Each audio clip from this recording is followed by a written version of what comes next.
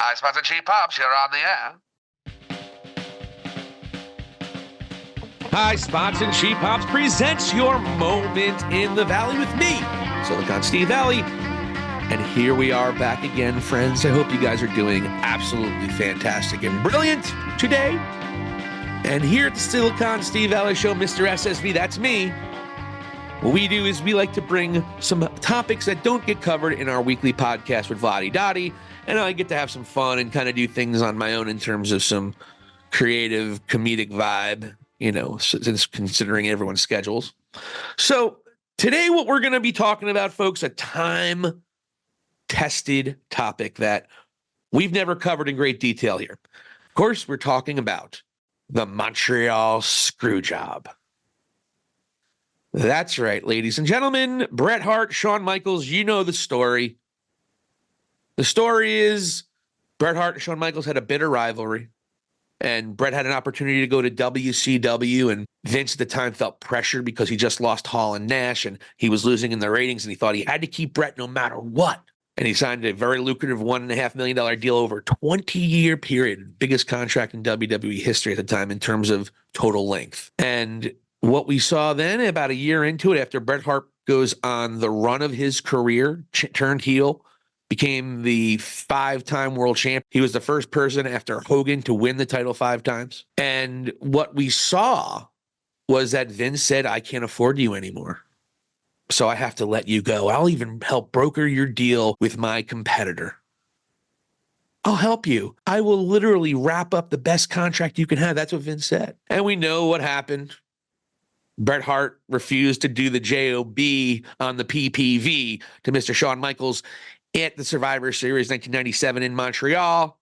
And so, to quote what a rumored line was, if Bret didn't want to do business, we got to make him do business. You know what happens. Shawn puts on the worst sharpshooter in the history of wrestling, can't even get it right the first time around, and then he finally gets Bret into it, and Earl Hebner rings the bell without Bret Hart tapping. And then Bret Hart famously spit on McMahon, wrote WCW to the hard camera. And then, of course, we know the story. Bret said, Vince, if you are still here in my locker room by the time I come back, I'm going to knock you the fuck out. I'm paraphrasing. Vince didn't leave. Vince gets knocked out. Huge black eye.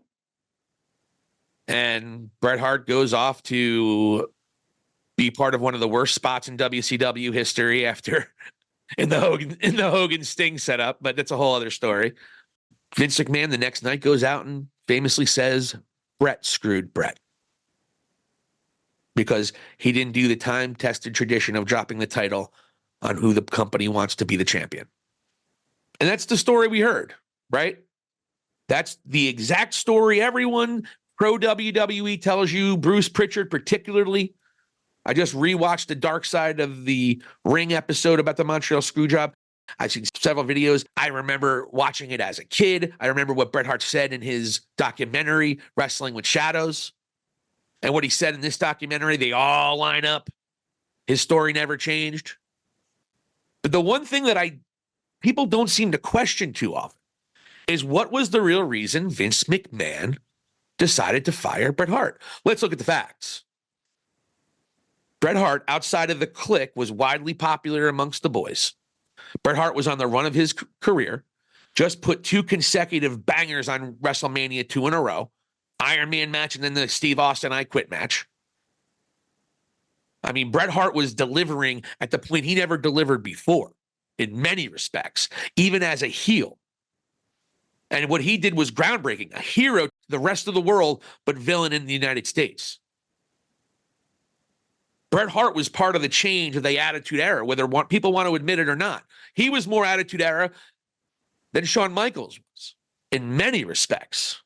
Yes, he didn't pose for Playgirl, and no, he didn't hump a flag, and no, he didn't moon the crowd and fake injuries along his career just so he wouldn't have to perform in a certain situation like WrestleMania 13 when he was going to have to lose to Bret.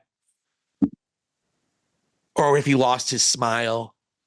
And then, of course, he had that really bad back that surprisingly kept him on the shelf all the way until his contract expired. And then all of a sudden, he wanted to wrestle again. Interesting. That's Shawn Michaels for you. And that begs the question.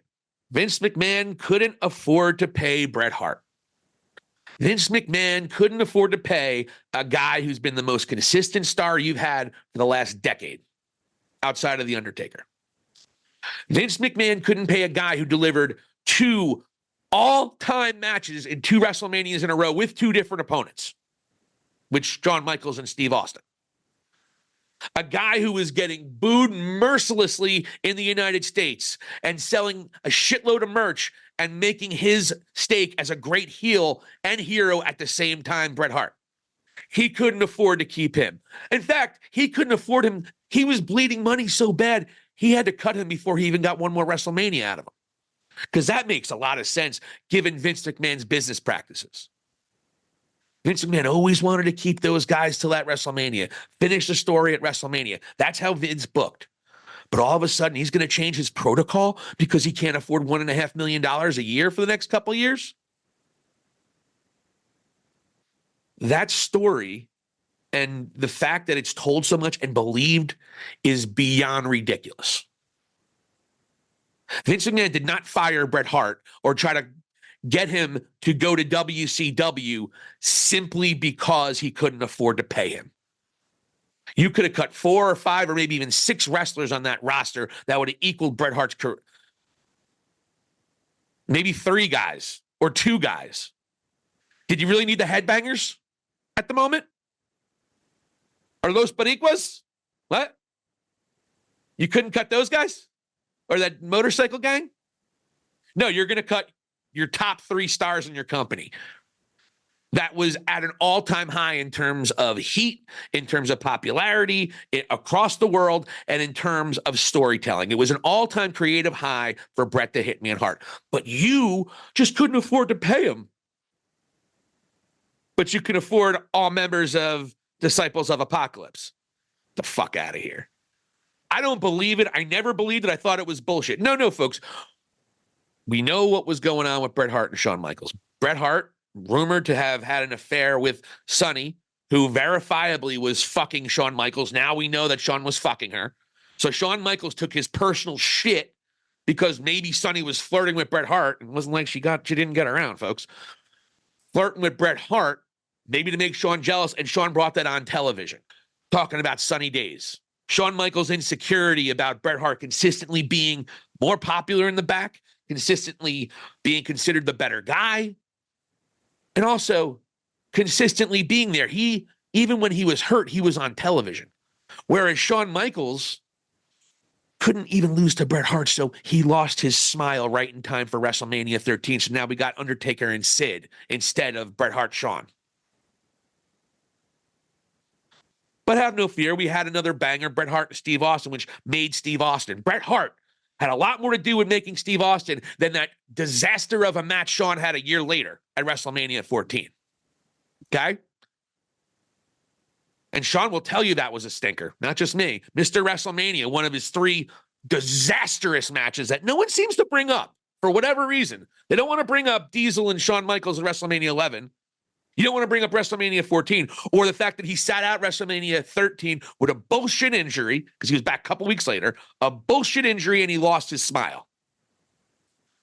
No, he didn't want to drop the belt to Bret Hart at WrestleMania 13. It's that simple. And so by the time WrestleMania 13 came out, Bret was actually more relevant than Shawn Michaels at this point in time because Shawn, he had to get his smile back, and then he had another issue with an injury, and he was a disgruntled little bitch, and admittedly so. Not a very good human being, Shawn Michaels, 1997. Everyone knows it. The thing with Sonny happens, and they get into a big brawl in the back, Hartford, Connecticut. Shawn Michaels gets lumps of hair ripped out by Bret the Hitman Hart. Goes into Vince McMahon and says, one of us has got to go. This is an unsafe work environment. This is bullshit. And Shawn Michaels starts planting the seeds that maybe I'll just not wrestle. Because it's worked before. And I'll go to WCW once they realize I won't do it. Vince, you need to make a decision. It's either me or Bret, because I'm not fucking doing this anymore. I'm the Heartbreak Kid. And I'm going to fake a back injury for the next 7 years. It was only 4 or 5. 4 years, I guess, right? I'm not saying he faked it, but he could have been back a lot quicker. He just happened to come back after his contract expired. I don't know about that one. It smells bullshit to me. So Vince looked at Shawn and he said, "God damn, kid. Well, maybe we can make a work out a deal." Now, my theory is very salacious, so I'm not going to go into it. But Shawn Michaels had a power over Vince McMahon no wrestler has had since or before. What Shawn Michaels wanted, Shawn Michaels got. Even after he was the one who broke the kayfabe. Even after being a malcontent little bitch in the back for years. Vince McMahon let him get away with it where he would not let anyone else even come close to getting away with it. Fuck, the Ultimate Warrior did the same kind of shit, and he fired him on the spot at SummerSlam, I believe 1991, maybe 93, too? Something like that. Maybe 93 even. Vince didn't take that shit from anybody ever. But all of a sudden, Shawn Michaels tells Vince what's what? Why? And because that's what happened, folks. Shawn Michaels said, it's either me or Bret. And it needs to happen right away. And so Vince McMahon said, okay. And the story we hear is that it was all financial, it was all business. No, it wasn't. If you believe that, there is a bridge in fucking Brooklyn that I have, and I will sell to you for $19.99. My Venmo is in the corner. It's not a real bridge. That's a joke. I don't. It was the Brooklyn Bridge, by the way. And I don't own that, for those of you questioning. You could still Venmo me $19.99, though. Anyway, so the point is here, folks, is that Shawn Michaels got Vince and to fire one of his biggest stars, his champion, and a guy that was at an all-time high in terms of heat and reactions, whether it be across overseas where you couldn't even hear yourself in the arenas or him getting booed out of the building at SummerSlam 97, which I was there. And I was happily raising the 5 being in his 5th world championship run. Very happy about that. And I'm glad I saw his last WWE championship run. Obviously, folks, I'm a huge Bret Hart fan. And I think the way Shawn Michaels acted caused a lot of really bad things to happen in the world of professional wrestling. So that's the reality. Shawn Michaels told Vince, him or me. And Shawn Michaels has, for whatever reason, had a power over Vince McMahon. Vince McMahon never called him out for his bullshit. Never. Let him ride out his contract while he was hurt for 4 years. As soon as his contract's up, my back's feeling better, let's do it. And then he has Shawn Michaels 2.0, which arguably the better run overall because he was the better person at that point in time. And good for him for being so. And I'm glad Shawn Michaels is a better human being now than he was, because if he wasn't, he wouldn't be in the position he was in. He's in right now. Guy runs NXT right now. And WWE has done everything in their power to rebuild his reputation as a real good guy. And I'm glad Shawn Michaels is a better person. Great. But it still doesn't change the fact that he forced Bret Hart out of WWE, period. He had some power over Vince McMahon. And again, my theory is very salacious, and I don't want to go into it. Vince fucked him. And recent reports have not changed my opinion on that whatsoever. Now, this is a theory. It's an opinion. But why else would Vince have such an inability to put Shawn in his place for years? Was Vince really that scared of WCW? And that's the funny part. Bruce Pritchard's on Dark Side of the Ring, and he's saying, well, Bret wasn't just leaving us. He was leaving to go to our competitor like Bret wanted it. Like it was Bret, like, I'm going now, and I'm taking this title with me. Bret said 20-something years ago in his documentary, Wrestling with Shadows, and he said in Dark Side of the Ring, he was willing to drop the title the next night.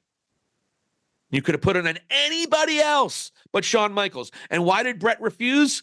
2 reasons. One, that detail that gets overlooked by everyone who kills Bret Hart for not doing the business and not doing the JOB on the PPV. Everyone's killing him. They don't forget. Bret Hart had in his contract reasonable creative control. That was because of a contract Vince gave him. Now, maybe that's why Vince wanted to get rid of him.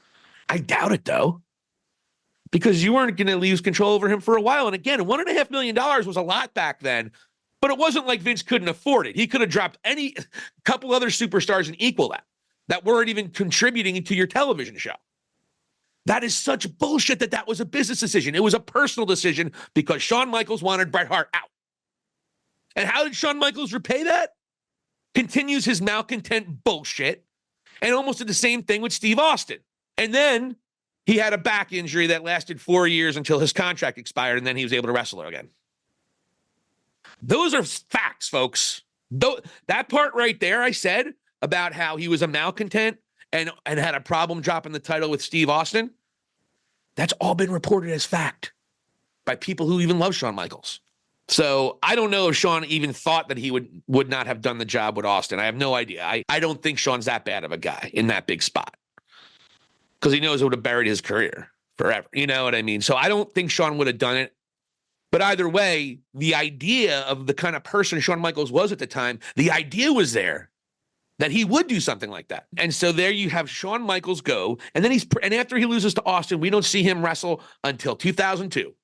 Yes, he was a commissioner, and yes, he had some good spots in the middle and all that kind of stuff. But overall, he was not a professional wrestler until 2002. It is what it is. And the reality here is that it caused a chain of events that was really horrible and tragic in the world of Bret the Hitman Hart. He went on to WCW. Vince said at one point, many years prior to him leaving, actually a year prior to him leaving, he said, WCW would never know how to handle you, and you get lost in the shuffle. Now, Bret didn't get lost in the shuffle. He was a multiple-time world champion, I believe. I know he held it at least once, I believe twice. U.S. champion. He was on TV as much as he possibly could be. He did some good things in WCW, but overall, he wasn't what he was in WWE. Not even close. And then we know that Greenberg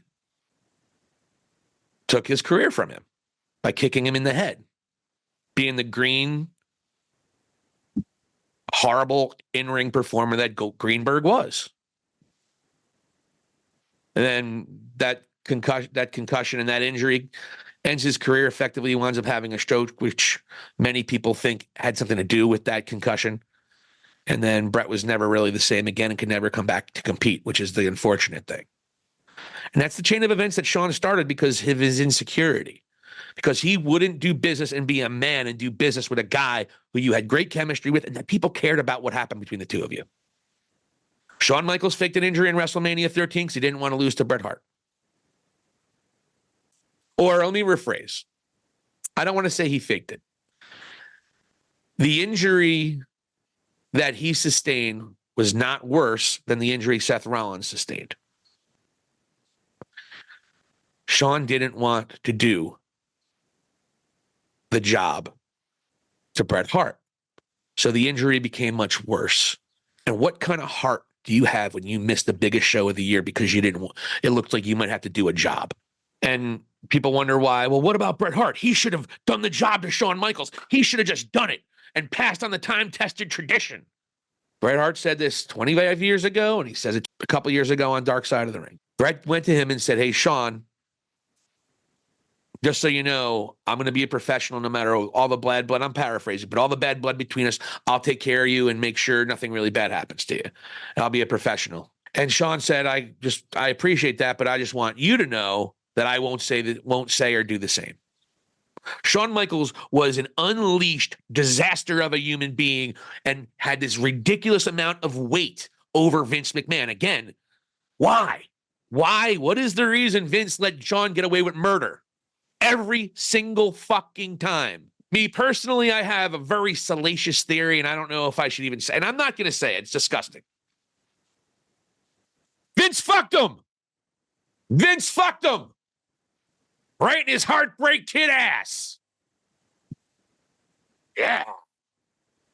I'm just kidding. I don't know that for a fact. I don't know that at all for a fact. And I'm not going to suggest that that's the reason. I'm joking when I say that. However, there is a reason why Vince let Shawn get away with murder. And it is a reason why Vince let one of his top performers and world champion go and expedited the process to him to go to his biggest competitor right before their biggest pay-per-view. And you don't even get Bret Hart's payoff on the next big pay-per-view of WrestleMania. You don't even do that. Vince said, no, we got to get rid of him now. We got to go. Because Shawn Michaels wanted Bret Hart fucking gone. Nothing to do with money. It wasn't a business decision. Vince backed Shawn Michaels as a horse. And we know how that horse turned out the next several years. And we know, unfortunately, what happened with Bret Hart with Goldberg. And it's not because Vince didn't want to pay him the money or he didn't think Bret was worth it or any of that. It was simply because Shawn Michaels said, him or me, and you better do as I say. And Vince did it for whatever reason. Was he afraid Shawn would go to WCW and be a bigger star? He clearly favored, just like every top brass in WWE, clearly favored Shawn Michaels over Bret Hart the entire time. The way they tell their stories, the greatest in-ring performer ever. Yeah, he was great. Fantastic. Is he the greatest ever? No, not at all. Because there's always evolutions to his style as they come up. RVD, Kenny Omega, Will Ospreay. Those hybrid guys who can mat wrestle and also is very quick. There's evolutions every year. So that's the theory I have. Wasn't a business decision. And Bret Hart, quite frankly, shouldn't have had to done all that Vince had to do is have him drop the title to The Undertaker, Sid, Austin, or anyone as a transitional champion to get yourself ready for Royal Rumble. No. For whatever reason, Vince needed to have Shawn go over there.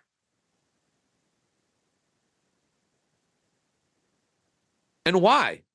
Shawn Michaels is going to be dead in the water by WrestleMania 14 because you saw the writing on the wall with Austin. Austin was clearly the next guy, and he was clearly going to do and become the face of the company at WrestleMania 14. We all saw the writing on the wall. So did Shawn Michaels. And once Shawn Michaels wasn't the guy anymore, he wanted some time away. Found Jesus Christ. Became a hard Christian conservative guy after, he banged Tammy Sitch, so how Christian was that? Holy shit. Have you seen her lately? So that's my spiel on the Montreal Screwjob, folks. To me, we've been fed this line of bullshit that Vince made a business decision and couldn't afford Bret Hart. That's not why. And no one wants to tell the story in WWE land because Shawn Michaels is considered a golden goat, and you can't talk shit on Shawn Michaels. We have to revere him. Look how good of a guy he is now. Look how he transformed his life. Da-da-da-da-da. He still was a disaster of a human being in the mid to late 90s and caused a lot of pain for a lot of people. So fuck Shawn Michaels in the mid 90s. He's the reason Bret Hart went to WCW, which led to him getting his concussion that ended his career. As Shawn Michaels, as soon as he dropped the title to Austin, sat on his ass until his contract expired, and then all of a sudden he could wrestle again. Tell me when I'm telling lies. The question is, and I want everyone to give you your best guess, why would Vince let Shawn have so much power over him? And I don't know the real reason. I don't. But it was clearly a horrible decision. And that's the bottom line with it. The Attitude Era could have included Bret the Hitman Hart. We could have had another Austin Hart match at WrestleMania for a world title.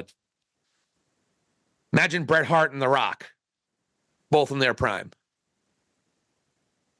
Bret Hart could have actually had some really great matches with Triple H, and maybe he would have a little more respect for him, which Bret Hart shouldn't say what he says about Triple H. And by the way, Bret Hart, I understand how bitter he has come off the last 20 years. I get it. Bret Hart's like, yeah, Triple H is a douche and he can't wrestle. It's like, what?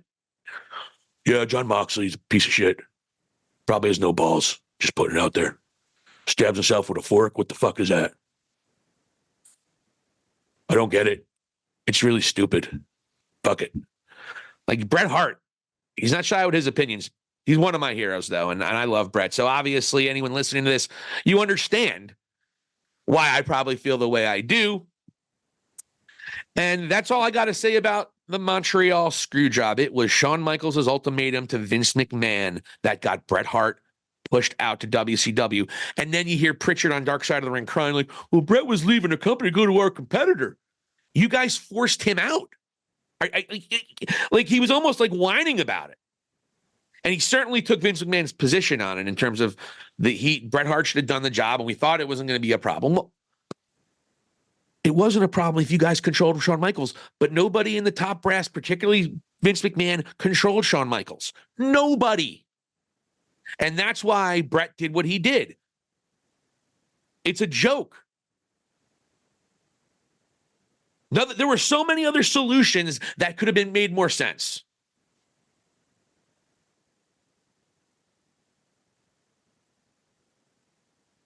I guess Vince McMahon thought the better box office match would have been Shawn Michaels and Steve Austin. We know how that turned out. We know what Bret and Austin did the year before. It is what it is, folks. There is no common sense ground when anyone with a fair mind that would say it was a business decision and that's why they did it. It was not. It was a personal decision based on Shawn Michaels being a little cancerous bitch. Anyways, I'm glad we got that out of the way. Now, one little comment on this past week that kind of got lost in the shuffle with a lot of the AEW negativity with CM Punk and the Young Bucks showing the footage.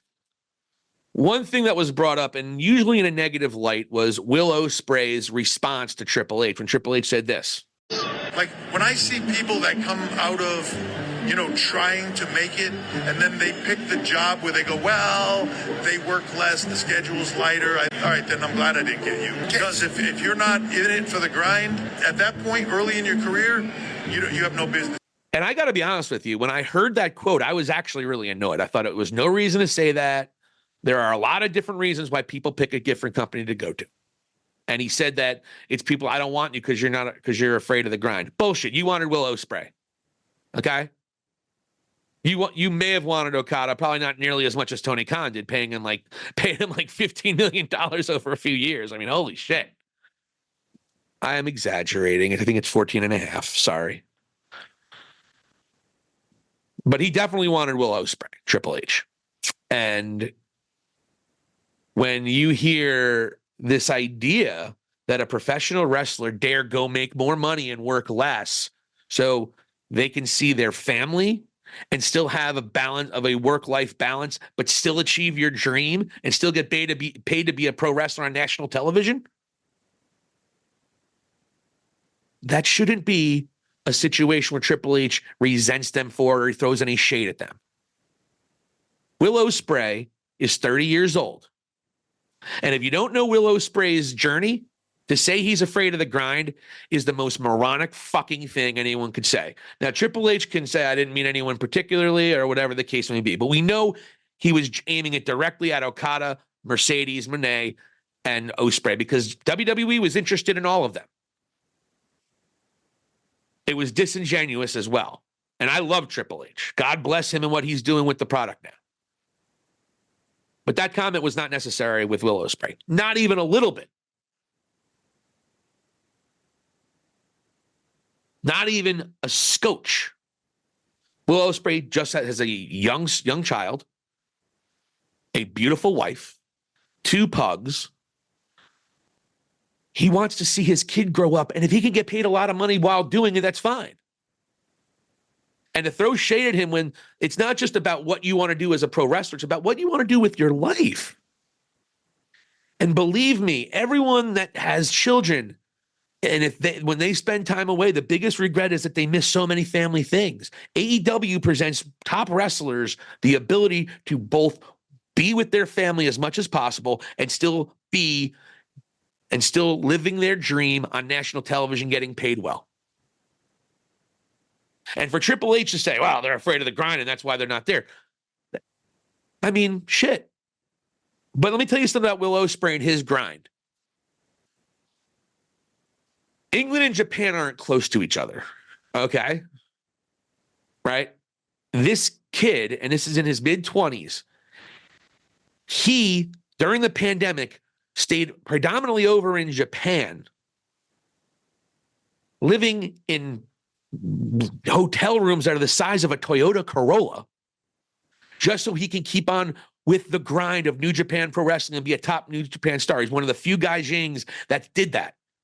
This guy also did several tours at the G1 tournament. You can't be in the G1 tournament at all, ever, if you are afraid of any grind. You have to wrestle 4 or 5 times a week, and 2, 3, sometimes 4 of your matches have to be pay-per-view caliber bangers. And if you don't know what the G1 is, I apologize. When it's done right, it's the best tournament in wrestling history. And I've covered the G1 tournament twice. And I see the grind, what these guys do to their body, particularly with New Japan style, which is much more taxing on the body. They just drop motherfuckers on their heads over there like it's nothing. So this kid has done the grind for well over a decade. A grind that might even supersede what the WWE superstars do. Living in a foreign country where you barely don't know, where you barely speak the language, living with customs that you don't have no idea, for the grind. Will Ospreay doesn't have to apologize for anybody for taking more money and being able to see his family more. And the idea, when I see a WWE fan or even Triple H say that to throw shade at them, that's fucking absurd. And it's stupid. What it is it's a way for Triple H to say he didn't really want him, which is bullshit. And the other way is to challenge his current wrestlers, like, you guys are doing the grind. That's why you're here, and we love you for it. It was a two-pronged idea. And Triple H, one of the smartest men in the history of the business, he knows that. And so Will Ospreay, to respond, everyone hated it. I loved it. That was one of my favorite parts of that episode. Because I thought it was such bullshit that Triple H said that at all, because we know it was geared right toward Ospreay. We know it. Ospreay mentioned what he does current day. But fuck, what he did prior in his run in New Japan, starting as a junior heavyweight, looking like one of those, typical, just jumping all around, doing crazy shit. It was like a British version of luchador shit. And it was great. But then he changed his character, and then he changed his wrestling style to where he's now more of a hybrid. And all of a sudden, he's like, he is now the next evolution. Like I said before, Shawn Michaels, ironically, RVD, AJ Styles is another one you would say. Kenny Omega, Will Ospreay. That is the evolution of these amazing hybrid guys. And all of them take bumps like a motherfucker. Every guy I just mentioned. The selling that they do was all incredible. Shawn Michaels particularly. Just so you guys know, I'm not totally against Shawn. So I really took exception what Triple H said. And I didn't want to bring it up because it's kind of old news. I didn't want to bring it up on our podcast. Vladi Dottie out this week. I'm going to either do a podcast myself or he may be back tomorrow. He's dealing with some family stuff. And so we wish him all the love while he's dealing with what he's dealing with. And yeah, my partner's a good dude and I've been friends with him for 30 years. And I'll tell you what, without him, the show doesn't run. And he was really the impetus. He actually named the show High Spots and Cheap Pops. So a lot of love to Vladi Dottie. He's amazing. My Jersey brother. So that's all I got to say about that. But yeah, to put a little bow on the Ospreay Triple H thing, I think the reaction Ospreay got would have been a lot better if it wasn't the same night as the Bucks airing that content. Especially after Edge the week before, Adam Copeland the week before is like, hey guys, tribalism is stupid. I'm paraphrasing. We love pro wrestling. It's all great. Ha ha. Let's move on. No. Buck's like, no, fuck that. But I think because of that, unfortunately, you saw so many people react to Ospreay a lot more negatively than I think he would have gotten. I had no problem with what he said. Yeah, it was a cheap joke. I mean, fuck, dude. You want to go cheap jokes? I mean, every guy does cheap jokes. Come on now. And he used the word grinding. He had a new spin on it. It wasn't that bad. Like I said, I liked it. I love that he said it because I didn't like Triple H said what he said. And unfortunately, Triple H is shunning that idea because Triple H knows he can't give someone that kind of schedule. It's very similar to WCW starting to give guaranteed contracts before WWE did. And then it made WWE to give what? Guaranteed contracts. So Triple H knows he can lose a lot of stars, particularly in their mid-30s who have children, to go to AEW because you get to spend time and watch your child grow up and spend time with your family, which is so very important when your kid's growing up. Everyone will tell you, you'll never regret spending more time with your children. If you have a child, you know that. So to dismiss it as just afraid of the grind when it's a lot of other things happening, very disingenuous by Triple H. And I know it's disingenuous because when he brought up Roman Reigns' contract, when Roman went to part-time, Triple H says, I would have done the same thing. You know what, Triple H? When your little girls were growing up, maybe not you because you're so dedicated to the WWE, and rightfully so. But I don't think we could begrudge anybody for doing what's best for their family. I never begrudge a wrestler making their decision. And neither should you. I saw WWE guys being like, Okada is stupid. He's not going to get booked right. Okada's doing a lot more than Shinsuke Nakamura is, but folks, right now. Okada would get lost in the shuffle in WWE. Completely lost in the shuffle. Ospreay, that's a different story. The guy's magic. And also, by the way, folks, Ospreay might go to WWE. He'll probably go to WWE eventually. The thing is, you're not going to get Ospreay in his prime. He's going to be doing a lot of crazy wrestling the next couple of years. And he's going to be AEW World Heavyweight Champion sooner than later. And you go back and you see his story from New Japan, you know he's not afraid of the grind at all. So, stupid comment by Triple H. You got, I thought, a nice response. Yeah, it was cliche, whatever the case may be.